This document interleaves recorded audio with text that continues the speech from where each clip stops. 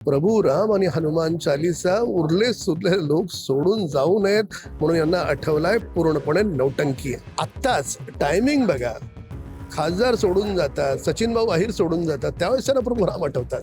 मुळामध्ये जे सोडून गेले त्यांनी प्रत्येकाने आरोप केले की ते भेटत नाहीत, आणि खरी गोष्ट ते भेटत नाहीत कोणाला. भाजप आमदार राम कदम जे आपल्यासोबत आहेत. सर, उद्धव ठाकरेंनी राम मंदिर दान चोरी प्रकरणी रामरक्षा आंदोलनाचा इशारा दिलाय, काय सांग? ते श्रीमान उद्धव ठाकरेंचे सगळे आमदार खासदार सोडून गेल्यावर त्यांना प्रभू रामाची आठवण झाली, हनुमान चालीसाची आठवण झाली. नवनीत राणा हनुमान चालीसा म्हणणार होत्या, त्यांच्या घराच्या खाली जशा काय त्या आतंकवादी आहेत समजून 2000 पोलीसवाले उभे करता, तुम्ही त्यांना 15 दिवस तुरुंगात टाकता का? हनुमान चालीसा म्हणणं गुन्हा आहे? त्यावेळेस गुन्हा होता. आज यांना स्वतः हनुमान चालीसा आठवतो. प्रभू रामचंद्र काल्पनिक आहेत, ते झालेच नाहीत. आणि राम मंदिराचा निकाल वेळेत लागू नये, लांबणीवर पडावा म्हणून सुप्रीम कोर्टात काँग्रेस वकिलांची फौज देतं. त्या काँग्रेसच्या मांडीवर तुम्ही जाऊन बसणार आणि तुम्ही प्रभू रामावर बोलणार. प्रभू राम आणि हनुमान चालीसा उरले सुरले लोक सोडून जाऊ नयेत म्हणून यांना आठवलाय पूर्णपणे नौटंकी. राहिला प्रश्न राम मंदिरात जे काही घडलं त्याचं समर्थन होऊ शकत नाही. त्यांना कठोर मधली कठोर त्यांच्यावर कारवाई झाली पाहिजे. उलट त्यांना भर चौकात गोळ्या मारल्या पाहिजेत अशी प्रत्येक हिंदूंची भावना आहे. पण उद्धव ठाकरेंना आत्ताच टायमिंग बघा, खासदार सोडून जातात, सचिन भाऊ अहिर सोडून जातात, त्यावेळेस त्यांना प्रभू राम आठवतात. उद्धव ठाकरे अयोध्येचा दौराही करणार आहेत आणि त्यांनी आपल्या आंदोलनात सर्वांना सामील होण्याचं आवाहन. आंदोलन करायला उरलंय कोण त्यांच्याकडे? हे आंदोलन नाहीये, हे बचे कुचे छोड के मत जाओ त्याच्यासाठी प्रयत्न आहे. जसं आपण खासदार फुटीवर बोललो, गेल्या काही दिवसात बघितल्यास उद्धव ठाकरेंचे 6 खासदार सोडून गेले. आता सचिन अहिर यांच्यासारखे आमदारही त्यांना सोडून गेले. यामागे नेमकं काय कारण असावं?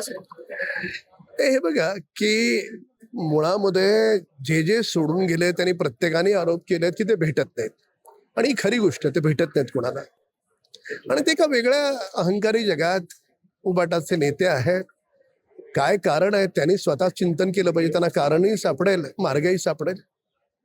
यावरूनच भाजप हे ऑपरेशन राम करतंय आणि हा सगळा पैसा जो आहे तो पक्षफुटीसाठी वापरतोय असा आरोप उद्धव ठाकरे.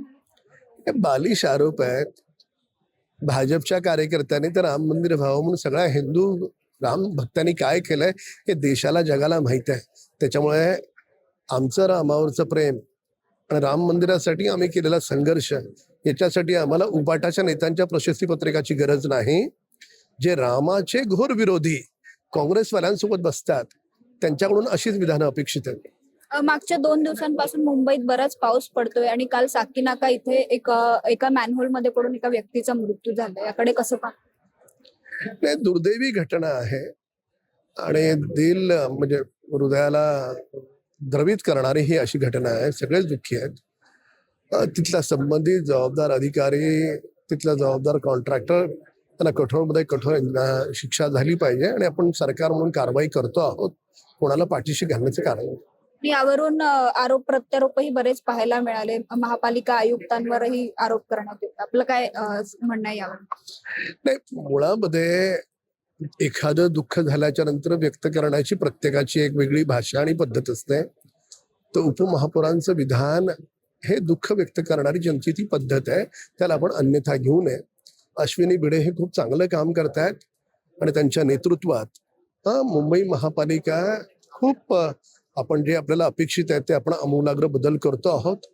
अश्विनी भिडेंचा जर पूर्व इतिहास पाहिला आहे तर जे काही मेट्रोचं जाळं उभं राहतंय त्यातही त्यांचं फार मोठं योगदान आहे. अतिशय कर्तव्यदक्ष आणि मेहनती अधिकारी, हुशार अधिकारी अशी त्यांची ओळख आहे. जिथे घडलं त्या अधिकाऱ्याला आपण जबाबदार धरणं योग्य आहे. धन्यवाद सर आमच्याशी संवाद. कॅमेरा पर्सन जयेश पाटील सह मी अवंती भोयर, महाएमटीव्ही.